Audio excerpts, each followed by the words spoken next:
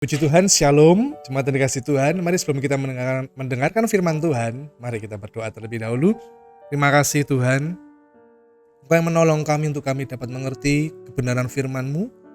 Bukan hanya mendengar, tapi kami taat melakukannya. Karena kami percaya setiap kali kami melakukan firman-Mu, Engkau bekerja mengubahkan hidup kami. Terima kasih, bersabdalah, kami siap diberkati oleh firman-Mu dalam nama Tuhan Yesus.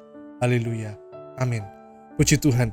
Saudara yang dikasihi Tuhan, saya akan membagikan firman Tuhan, renungan yang akan kita dengarkan saat ini dengan judul Iman Luar Biasa.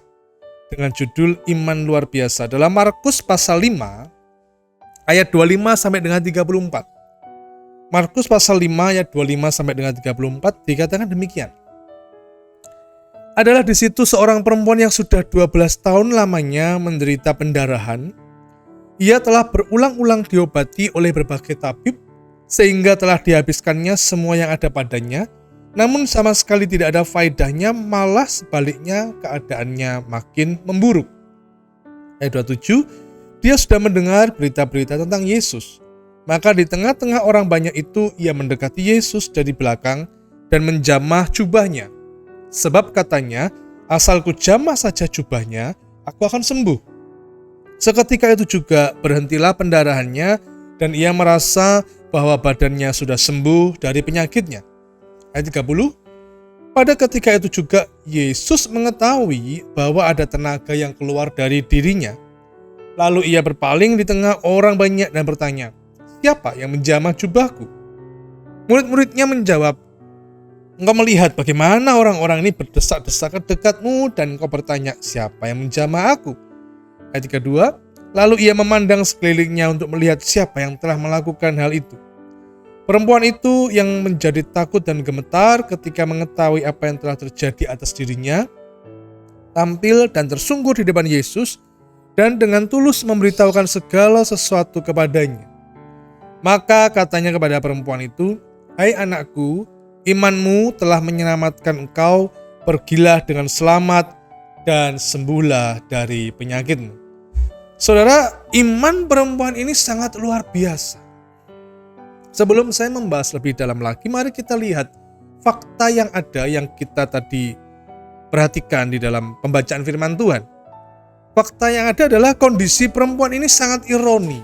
Ironi itu artinya situasi yang bertentangan dengan yang diharapkan.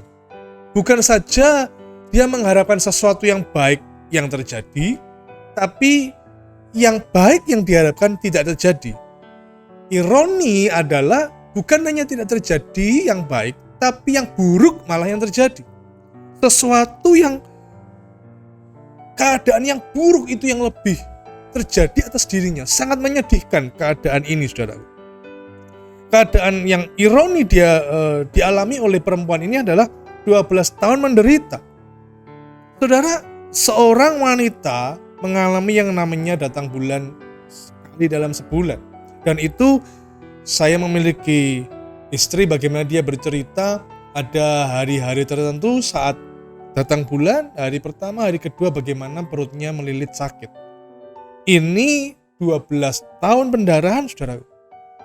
Betapa menyedihkan, sangat-sangat menderita keadaan perempuan ini. Sebulan keluar darah terus, setahun, waduh.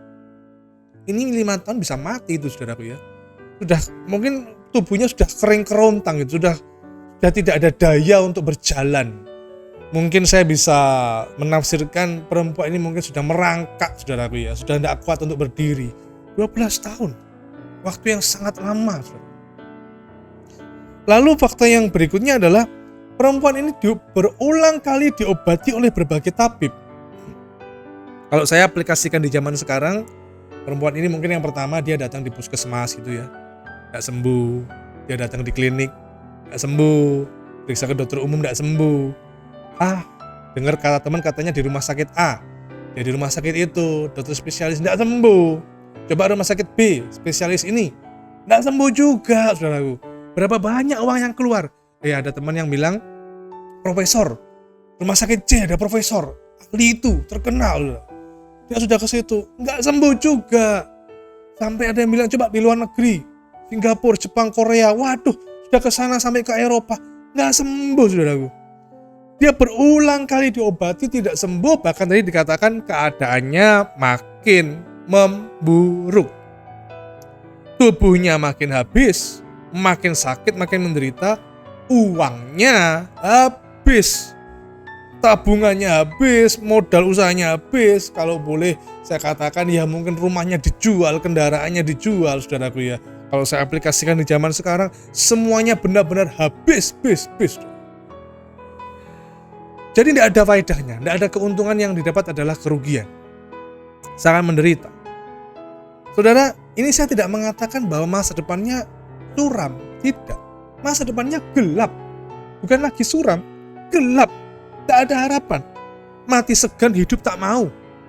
Inilah keadaan fakta yang ada, yang dialami oleh perempuan ini. Namun tadi kita dengar bagaimana perempuan ini mengalami mujizat. Kalau saya katakan siapa melakukan mujizat, pasti kita bisa menjawab Yesus. Tapi ada stepnya, ada bagaimana kita mengalami mujizat itu. Ada iman yang timbul, iman yang luar biasa yang dimiliki oleh perempuan ini.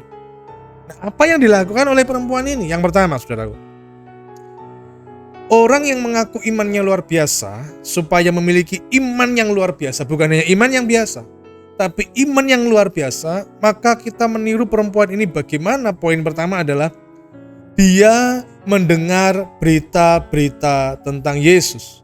Di ayat yang ke-27, Markus 5 ayat 27, dia sudah mendengar berita-berita tentang Yesus. Maka di tengah-tengah orang banyak itu, ia mendekati Yesus dari belakang dan menjamah jubahnya. Jadi seandainya dia belum mendengar berita tentang Yesus, mungkin kalau pakai bahasa Jawa, waktu Yesus lewat, ki sopo yo iki? Ora kenal aku. Sopo ini? Tapi karena dia sudah mendengar dulu berita-berita tentang Yesus, maka saat Yesus lewat, dia mendekati Yesus. Saudara, perempuan ini poin yang pertama yang saya tekankan adalah, mari kita mendengar berita tentang Yesus lebih banyak. Tadi dikatakan di ayat 27, berita-berita tentang Yesus. Jadi bukan hanya satu berita. Bagaimana dengan kita? Apakah kita mendengar berita-berita tentang Yesus lebih banyak? Atau kita malah mendengar berita-berita tentang saham lebih banyak dari Yesus? Keuangan lebih banyak dari Yesus? Berita-berita lebih banyak dari Yesus? Keuntungan, cari cuan lebih banyak dari cari Yesus? Saudaraku, perempuan ini mendengarkan berita-berita tentang Yesus. Makanya dalam Matius pasal 11 ayat 15, Yesus mengatakan, barang siapa bertelinga, hendaklah mendengar.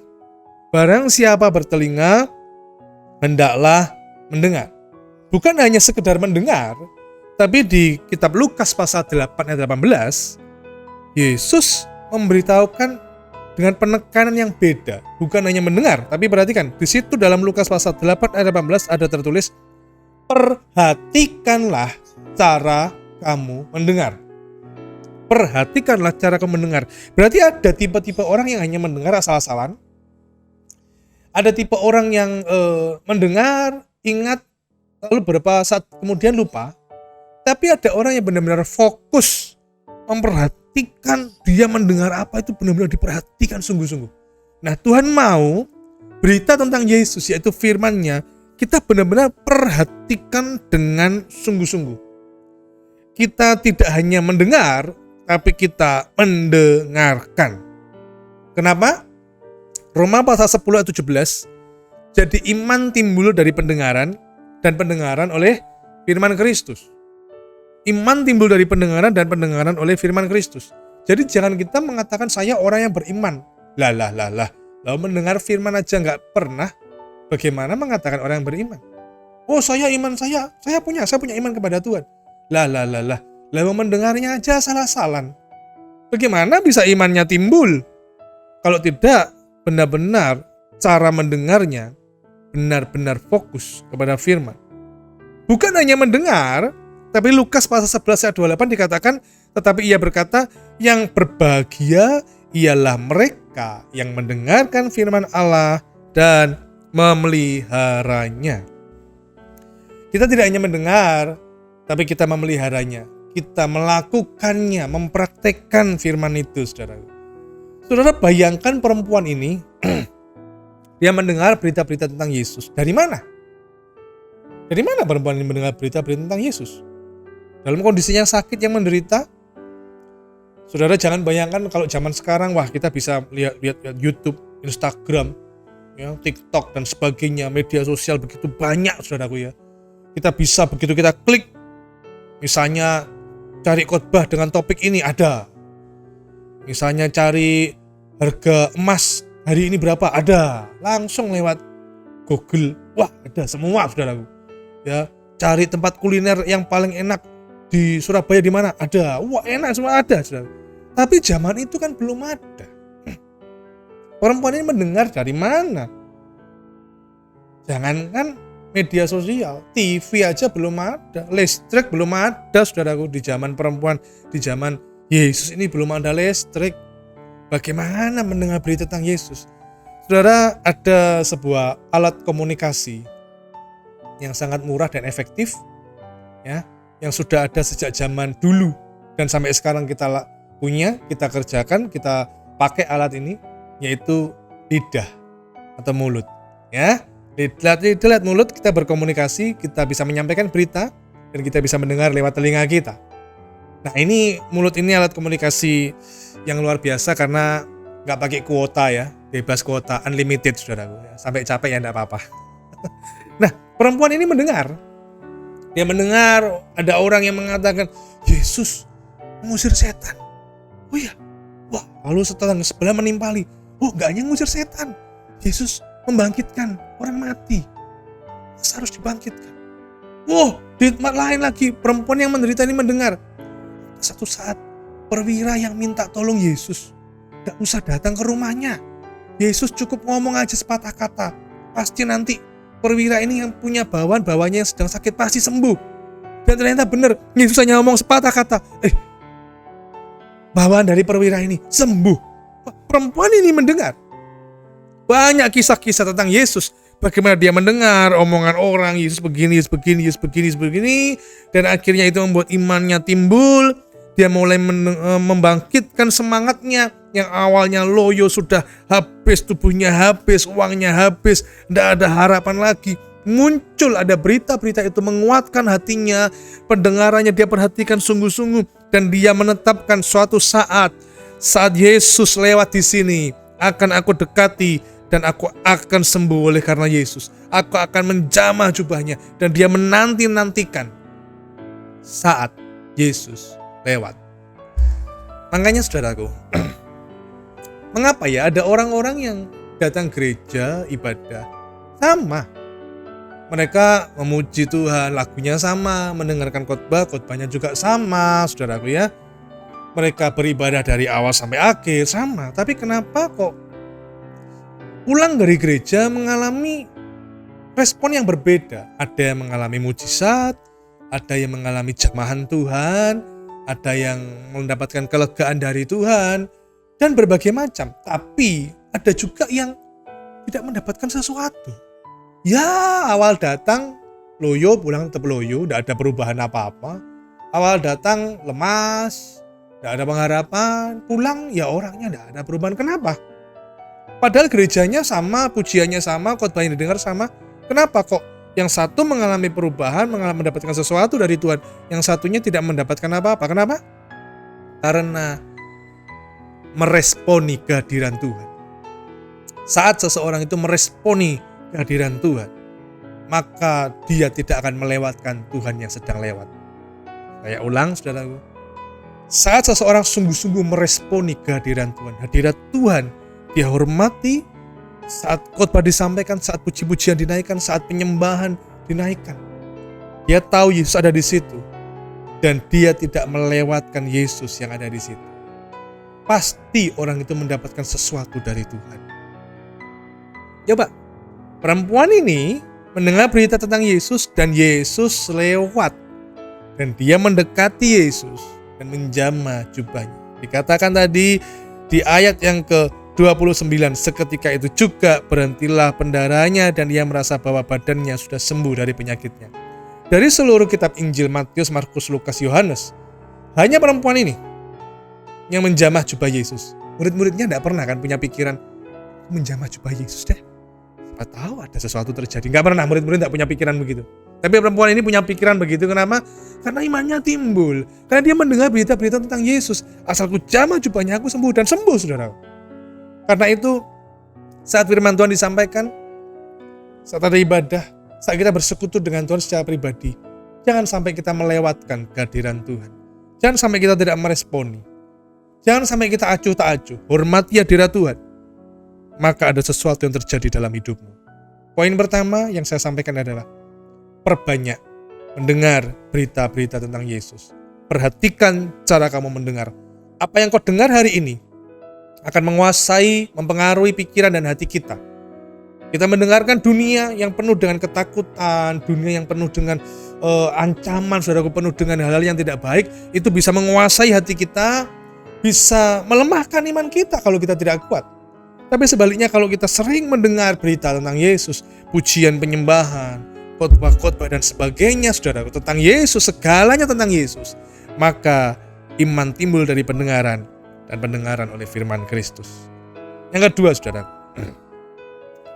kalau yang pertama tadi mendengarkan berita-berita tentang Yesus, yang kedua, perempuan ini tidak hanya mendengar, tapi ada sikap yang dipraktekkan, yang ditunjukkan, sikap yang luar biasa. Makanya dari awal saya beri judul renungan ini iman luar biasa. Tidak hanya teori dia mendengar, tapi ada praktek, ada sikapnya yang luar biasa. Markus pasal 5 ayat 28-29 dikatakan, sebab katanya, asalku jamah saja jubahnya aku akan sembuh. Dan benar, perempuan ini menjamah jubah Yesus. Seketika itu juga berhentilah pendarahnya dan ia merasa bahwa badannya sudah sembuh dari penyakitnya. Iman tidak hanya teori, tapi iman ditunjukkan dengan perbuatan. Yakobus pasal 2 ayat 26b, demikian jugalah iman tanpa perbuatan-perbuatan adalah mati. Perempuan ini bertindak menjamah jubah Yesus. Coba bayangkan, kalau perempuan ini mendengar berita tentang Yesus, sudah dia melakukan poin pertama, terus dia berangan-angan. Ntar kalau Yesus lihat sini aku jamah jubahnya, aku dekati dia ya. Bener, Yesus lewat. Dan dia hanya berangan-angan aja. Yesus lewat ini aku bisa sembuh ini. Jamah saja jubahnya aku sembuh. Yesus lewat lagi, sudah melewati dia. Ini kalau aku jamah jubahnya aku sembuh. Yesus sudah mulai agak menjauh. Dia tetap berangan-angan. Aku percaya kalau aku jamah jubahnya aku sembuh. Yesus lewat akhirnya, saudaraku. Yang tidak terjadi apa-apa. Orang yang hanya berangan-angan menghayal, ya tidak akan terjadi apa-apa. Karena itu, apa imanmu? Apa yang menjadi imanmu? Iman saya, Pak, saya sukses, berhasil. Boleh enggak? Boleh. Boleh kok, boleh. Tapi untuk sukses berhasil ada sebuah tindakan. Jangan sampai contoh, iman, kaya, tapi malas bekerja. Ya enggak bisa, saudara. Imannya sehat, tapi makan minum sembarangan. Ya enggak bisa. Ada iman, ada perbuatan yang mendukung terjadinya iman itu. Imannya mendapatkan mujizat dari Tuhan, tapi tidak pernah berdoa, tidak sungguh-sungguh ibadah, tidak tekun dalam penyembahan, dalam keintiman dengan Tuhan. Tidak bisa, saudaraku. Itu hal yang tidak mungkin terjadi, karena imanmu mati tanpa perbuatan itu, saudara. Makanya, kalau misalnya ada pertanyaan ya, andaikan saudara dapat 1 miliar itu untuk apa ya? Coba pikir sejenak, andaikan dapat uang 1 miliar untuk apa? 1 miliar, saya akan sumbangkan 100 juta untuk anak-anak di panti, Pak. Oh, anak-anak yatim piatu, saya sumbang 100 juta. Nanti 100 jutanya panti jompo. Nanti 100 jutanya lagi yayasan anak-anak kanker, Pak. Saya sumbangkan. Wah, kalau saya, saudaraku, saya misalnya dapat 1 miliar, atau saya berangan-angan dapat 1 miliar, ya saya akan sumbangkan semua, saudaraku. Sumbangkan itu semua 1 miliar. Untuk orang-orang miskin, orang-orang yang pinggiran, orang-orang terlantar yang tidak diperhatikan, orang-orang yang hidupnya susah. 1 miliar saya berikan semua. Aduh, terus Pak Bambang gimana? Ya tidak apa-apa, nanti kalau habis kan tinggal saya berhayal lagi. Saya tinggal berangan-angan lagi, ya. Oh, ini aja belum terjadi kok sudah. Makanya masih menghayal, masih berangan-angan, saudaraku ya. Janganlah kita jangan pelit-pelit, masih menghayal aja sudah pelit, saudaraku ya. Masih perhitungan, ya. Nah, maksud saya adalah iman itu ada perbuatannya. Dan perempuan ini tidak hanya berangan-angan, tapi dia ada sebuah sikap yang luar biasa. Ini bukan sesuatu yang mudah. Ingat, perempuan 12 tahun pendarahan, kondisinya sudah lemah, saudara. Coba saudara ingat. Saudara ingat ya? Kapan terakhir kali kita pusing? Kita pusing, atau mungkin kita kena flu lah. Waduh, badan kita menggigil gitu ya di kamar. Sehari 2 hari aja sudah rasanya gak kuat jalan, mungkin gitu saudaraku ya. Nah, itu baru sehari 2 hari. Waduh, keluar ingusnya, kepala pening gitu saudaraku ya. Aduh, diranjang aja. Ini loh 12 tahun saudaraku. Ini makanya tadi saya katakan mungkin penafsiran saya ini mungkin merangkak ini perempuan ini ya untuk mendekati Yesus. Dengan kondisi tubuhnya yang lemah tak berdaya, tapi dia berjuang mendekati Yesus. Ada lagu, ku tak akan menyerah pada apapun juga sebelum ku coba semua yang ku bisa. Bukan hanya tubuhnya yang digerogoti penyakit yang lemah tanpa daya, tapi lingkungan sekitar. Di zaman itu orang yang sakit pendarahan itu dianggap terkutuk, saudaraku. Dikucilkan, dipinggirkan. Bahkan kalau orang yang sehat menyentuh orang yang pendarahan itu dianggap najis. Sehingga benar-benar perempuan ini dikucilkan sudah nggak dianggap, sudah minggir. 12 tahun dikucilkan oleh masyarakat, saudara. Dan waktu Yesus lewat itu yang mengikuti Yesus nggak 1, 2, 10, 20 orang, banyak bergerombol. Makanya murid-muridnya mengatakan, wong orang berdesak-desakan begini, engkau tanya siapa yang menyentuh aku. Ini kalau muridnya orang Surabaya bilang gini, apa Yesus itu? Orang gendas yang tenan toh Yesus. Mau seorang banyak ini tanya siapa yang nyentuh aku. Nah, kenapa? Karena berdesak-desakan, saudaraku. Dulu mungkin saudara pernah ingat gak? Waktu tahun 1980, 1990-an, kereta api belum seperti sekarang ini, saudara. Kalau sekarang kereta api ekonomi itu sudah ada AC-nya, semua masing-masing duduk di kursinya, tidak boleh ada yang berdiri. Tapi waktu itu, tahun 2000 ke bawah, ya ampun, naik kereta api, apalagi khusus hari Jumat, Sabtu, Minggu, itu berdesak-desakan, saudaraku, tidak ada AC sumuknya. Aduh, dan itu banyak sekali copet, saudaraku. Saya pernah hanya beda jarak berapa meter, 1 meter kurang lebih, ada copet di depan saya. Tapi sudah tidak bisa bergerak, orang itu benar-benar sudah berdesak-desakan, saudaraku. Dan rasanya sangat tidak nyaman sekali, saudaraku. Ya, sudah sakit semua sudah. Nah, kalau saudara bisa cek di YouTube, saudara lihat bagaimana kereta di Jepang waktu jam sibuk kerja, berangkat kerja maupun pulang kerja, itu orang yang masuk ke dalam kereta itu sampai didorong-dorong oleh petugas keretanya supaya penumpang kereta itu semua bisa masuk, saudara. Karena kalau itu masih ada sedikit anggota badan keluar, pintu keretanya tidak mau menutup. Sehingga didorong-dorong oleh petugas keretanya sampai benar-benar orang-orang yang di dalam itu benar-benar bisa masuk, sehingga pintu nutup barulah kereta berangkat. Itu banyak sekali orang berdesak-desakan, dan saya yakin itu keretanya kalau begitu tiba di tempat tujuan, begitu pintunya buka, orang-orangnya jadi pepes semua, saudaraku ya. Jadi pepes meskipun ada AC-nya. Wah, berdesak-desakan. Lah sama, orang yang mengikuti Yesus banyak. Entah mungkin mereka ingin mendapat mujizat, atau hanya sekedar ingin tahu, atau hanya kepo aja, saudaraku. Tapi perempuan ini dalam kondisi yang lemah tak berdaya mendekati Yesus. Saudara bayangkan betapa susahnya dia. Sudah dianggap najis, tubuhnya sakit, tapi dia bisa menjamah tubuh Yesus dan dia sembuh. Saudaraku, ada sikap, ada tindakan, bukan hanya teori tapi ada tindakannya. Bukan hanya mendengar berita tentang Yesus, tapi ada tindakannya. Imanmu apa? Imanmu sembuh? Tuhan yang akan menyembuhkan engkau. Tapi ingat, tetap ada bagian yang kita kerjakan. Kita menjaga tubuh kita ini. Imanmu apa? Sukses berhasil. Ada bagian kerja giat, saudara. Imanmu apa? Lakukan sesuai dengan apa yang kau imani. Ada sebuah kalimat, doakan apa yang kau kerjakan dan kerjakan apa yang kau doakan. Saya ulang, saudaraku. doakan apa yang kau kerjakan, dan kerjakan apa yang kau doakan. Dan di akhir khotbah saya ini, bahwa sesungguhnya perempuan ini sembuh, bukan yang terutama, bukan menjamah jubahnya. Karena kesembuhan tidak terletak pada jubah Yesus, melainkan kepada Yesus sendiri.